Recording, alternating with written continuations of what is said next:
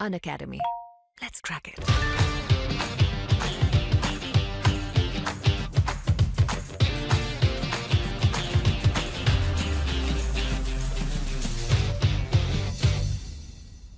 चलिए अब हम बात करेंगे यहाँ पे वित्त विधेयक के बारे में। वित्त विधेयक जिसे हम फाइनेंस बिल बोलते हैं, और अभी हमारे चल रहा है बजट एवं राजकोषीय नीति से संबंधित यहाँ पे क्लास चल रही है, लेक्चर चल रहे हैं, जिसमें मुख्य रूप से देखिए हम बहुत सारी चीज़ें यहाँ पे पढ़ चुके हैं और अभी हम देखेंगे वित्त विधेयक के बारे में। और ये हम देखें तो अभी हमारा जो कंप्लीट बजट एवं राजकोषीय नीति यहाँ पर कंप्लीट हो जाएगी।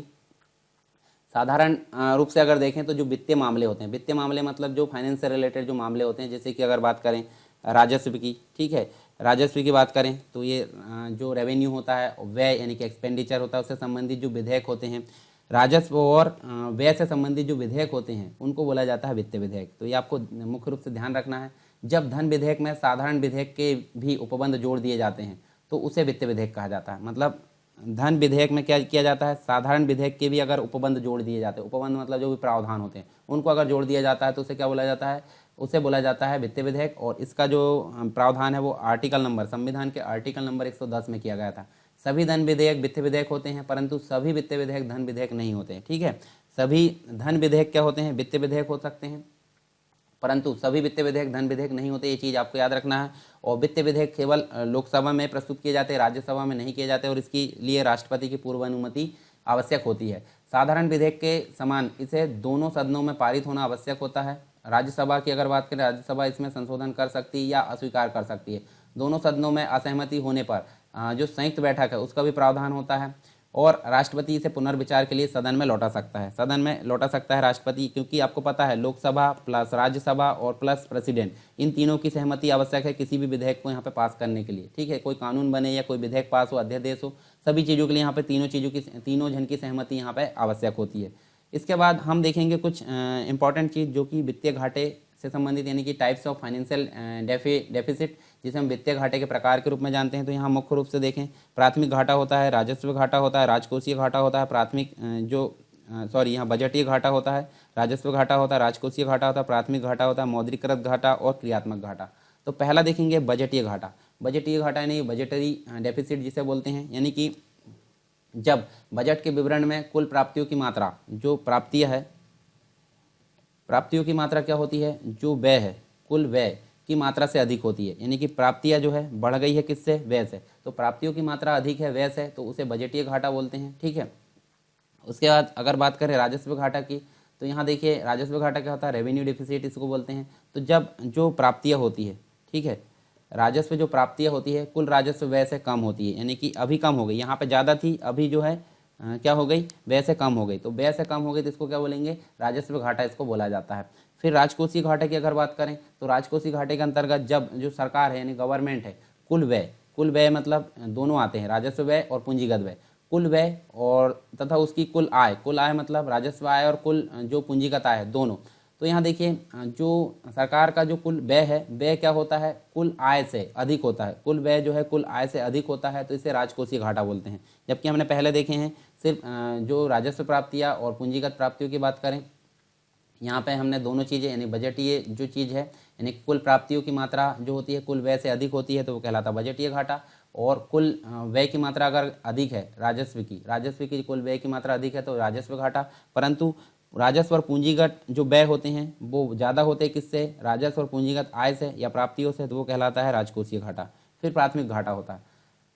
अच्छा, राजकोषीय घाटे को फिस्कल डेफिसिट बोला जाता है। फिर प्राथमिक घाटे की अगर बात करें तो इसको बोला जाता है प्राइमरी डेफिसिट। प्राइमरी डेफिसिट की अगर बात करें तो जब राजकोषीय घाटे में ब्याज अदायगी को घटा दिया जाता है, यानी राजकोषीय जो घाटा निकला फिस्कल डेफिसिट, उससे ब्याज की जो अदायगी है उसको अगर माइनस कर दिया जाएगा तो उसे बोला जाता है प्राथमिक घाटा। और तीसरा मतलब नेक्स्ट जो होता है मौद्रिकृत घाटा, जिसे मोनेटाइज डेफिसिट बोला जाता है।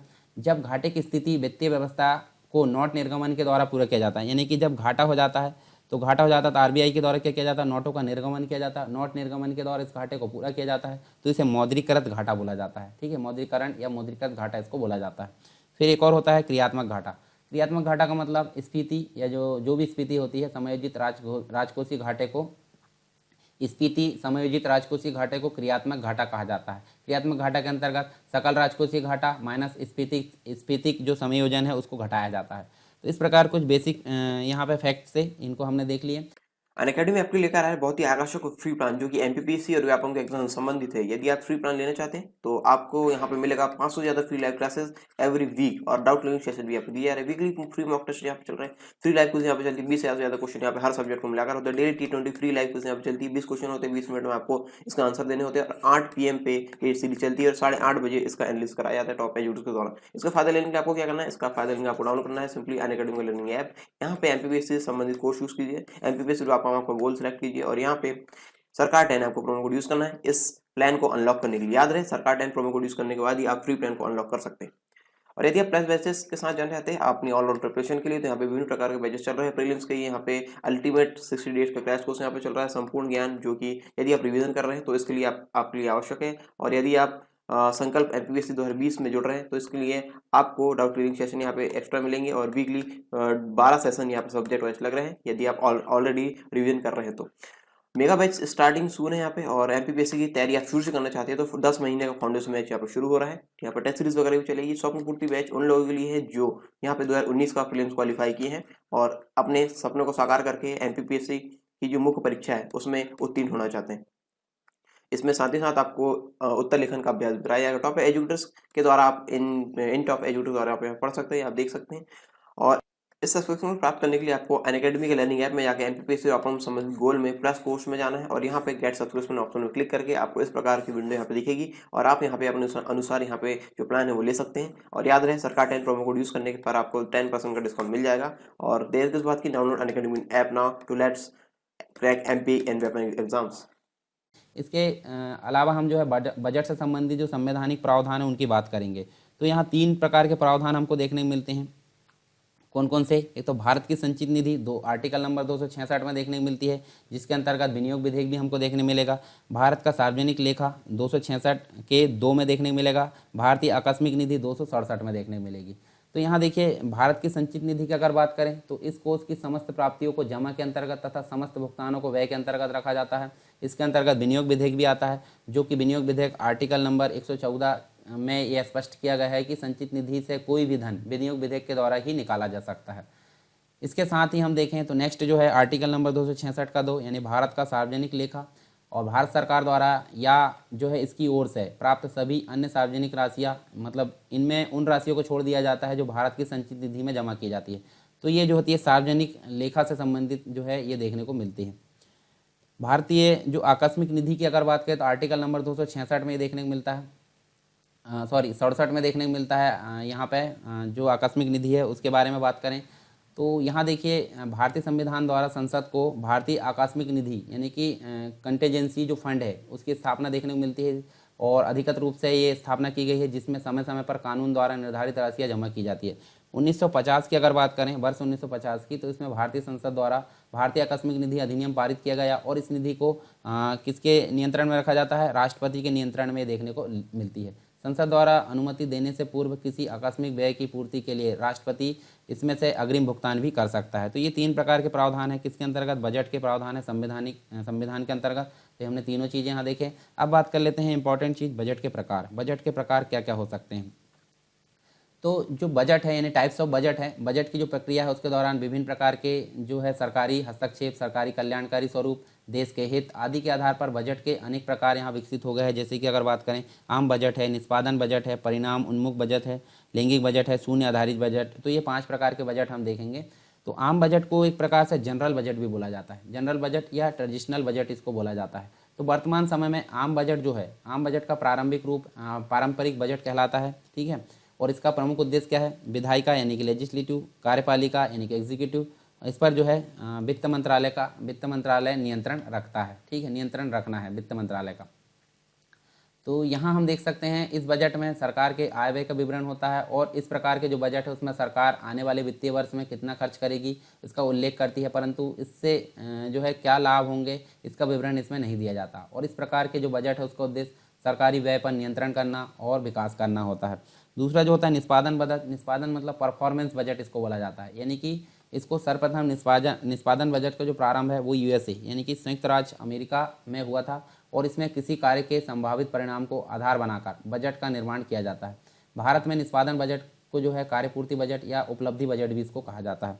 इसके अंतर्गत कुछ विशेष चीज़ें हमको देखने को मिलती है। जैसे आप देखें निष्पादन बजट की मुख्य विशेषता है तो यह है क्रियोन्मुख जो है बजट या परिणाम उन्मुख बजट इसको बोला जाता है।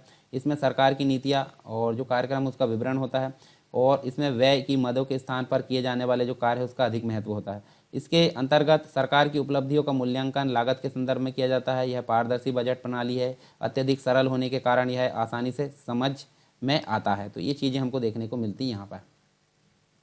चलिए नेक्स्ट जो बजट है वो परिणाम उन्मुख बजट कहलाता है। परिणाम उन्मुख का मतलब होता है आउटकम बजट। तो यहाँ भारत में परिणाम उन्मुख बजट जो है मुख्य रूप से वर्ष 2005 में पहली बार प्रस्तुत किया गया था और जिसके अंतर्गत इसका विवरण प्रस्तुत करना आवश्यक होता है। आम बजट में आवंटित धनराशि का विभिन्न मंत्रालय एवं विभागों ने जो है किस प्रकार उपयोग किया, ये चीज़ें देखने को मिलती है। और यह जो बजट है सभी मंत्रालय एवं विभागों के कार्य प्रदर्शन हेतु एक मापक का कार्य भी करता है। जैसे कि सेवा है, विनिर्माण प्रक्रिया है, कार्य क्रियान्वयन एवं उनका मूल्यांकन कार्यक्रमों को और अधिक बेहतर बनाने में इसमें सहायता मिलती है। फिर एक और होता है लैंगिक बजट, जिसे जेंडर बजट बोला जाता है।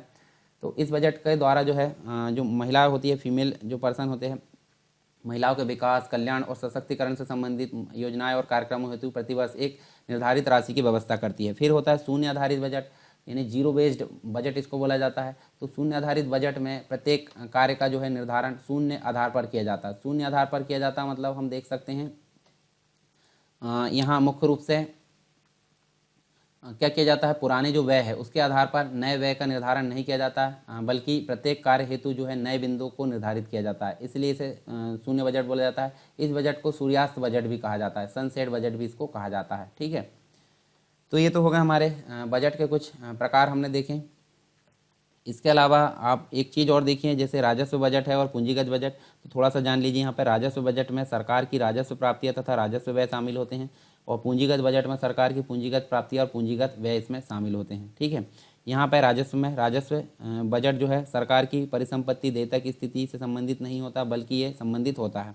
राजस्व बजट लोगों के कल्याण पर ध्यान केंद्रित करता है, जैसे कि आर्थिक सहायता, जैसे मनरेगा है। यहाँ पे जो होता है पूंजीगत बजट सार्वजनिक निवेश के द्वारा जीडीपी में समृद्धि पर केंद्रित होता है। फिर राजस्व बजट में उच्च राजस्व प्राप्तियों के कारण पूंजीगत बजट में पूंजीगत प्राप्तियों की कमी देखने को मिलती है। यहाँ पूंजीगत बजट में उच्च पूंजीगत प्राप्तियाँ, उधार तथा विनिवेश, सरकार को राजस्व बजट में राजस्व प्राप्तियाँ, ये चीज़ें यहाँ पे देखने को मिलती है। इसके अलावा बजट के निर्माण जो है, निर्माण में भूमिका की अगर बात करें, नीति आयोग की मुख्य भूमिका होती है। पहले प्लानिंग कमीशन होता था, वित्त मंत्रालय होता है, फाइनेंस मिनिस्ट्री, फिर उसके बाद प्रशासनिक मंत्रालय यानी कि एडमिनिस्ट्रेटिव मिनिस्ट्री, और नियंत्रक एवं महालेखा परीक्षक, जिसे हम कैग बोलाते हैं, कैग बोला जाता है इसको, कंट्रोलर एंड ऑडिटर जनरल। तो ये सभी चीज़ों की यहाँ पे, सभी लोगों की यहाँ पे मुख्य रूप से भूमिका होती है। बजट के कुछ अन्य प्रकार भी होते हैं जिसके अंतर्गत हम देखें यहाँ पे, तो यहाँ मुख्य जो प्रकार है, जैसे यहाँ देखें तो एकल बजट इसको बोला जाता है। एकल बजट यानी सिंगल बजट होता है। तो देखिए ये जो है एक प्रकार से जो बजट के अन्य प्रकार है, जिस सेकेंडरी लेवल पर बजट कहलाते हैं, सेकेंडरी बजट इनको बोला जाता है। इसके अंतर्गत एकल बजट आता है, मद आधारित बजट आता है, बहुल बजट आता है, घाटे का बजट, अनुपूरक बजट, पूरक बजट। तो एकल बजट मतलब यहाँ सिंगल बजट इसको बोला जाता है। इसमें सरकार के कार्यों एवं विभागों हेतु एकीकृत बजट बनाया जाता है, जिसमें सरकार के समस्त आय एवं व्यय का वार्षिक विवरण होता है। इस प्रकार के बजट संयुक्त राज्य अमेरिका, ब्रिटेन देशों में देखने को मिलता है। ठीक है, यूएसए और ब्रिटेन में देखने को मिलता है। मद आधारित बजट की अगर बात करें, यूनिट बेस्ड बजट इनको बोला जाता है। और यहाँ देख सकते हैं हम, यह किसी विशिष्ट योजना या मद में व्यय हेतु निर्धारित किए जाते हैं। ठीक है, और ये बहुल बजट की अगर बात करें, मल्टीपल बजट जिसे बोला जाता है, इसमें किसी विशिष्ट योजना हेतु आवंटन करने के स्थान पर प्रत्येक विभाग हेतु अलग अलग जो आवंटन दर्शाते हुए बजट का निर्माण यहाँ पे किया जाता है। जैसे फ्रांस है, जर्मनी है, स्विट्जरलैंड, इनमें इसका प्रयोग किया जाता है। घाटे का बजट क्या होता है, डेफिसिट बजट इसको बोला जाता है। तो विकासशील अर्थव्यवस्था द्वारा इस प्रकार का बजट बनाया जाता है ताकि विकास संबंधी आवश्यकताओं को पूर्ण करके निवेश, उधार आदि के द्वारा जो है धन प्राप्त किया जा सके।